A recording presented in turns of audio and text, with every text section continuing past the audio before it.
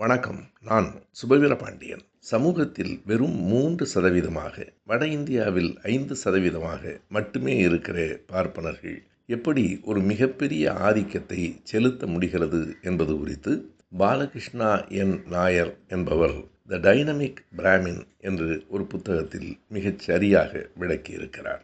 1959 ஆண்டு மும்பையில் இருக்கிற பாப்புலர் புக் டிப்போ அந்த புத்தகத்தை வெளியிட்டிருக்கிறது.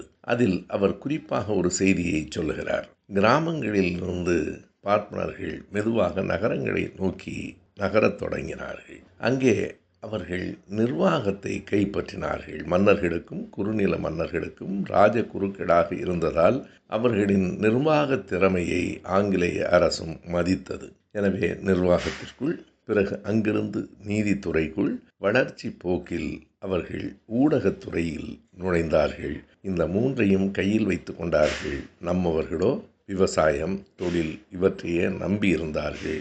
எனவே இவர்களை ஆதிக்கம் செலுத்துவது அவர்களுக்கு மிக எளிதாக ஆகிவிட்டது என்பதை தகுந்த சான்றுகளோடு அறிவியல் அடிப்படையில் அந்த புத்தகம் விளக்குகிறது.